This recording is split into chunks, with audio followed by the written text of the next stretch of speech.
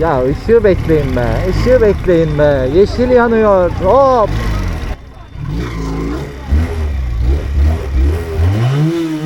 E, E e, sonuç? sonuç ne? Sana soruyorum. Sana ben soruyorum. Sen bana niye soruyorsun ki? Sen bana niye soruyorsun? Ben soruyorum soruyu.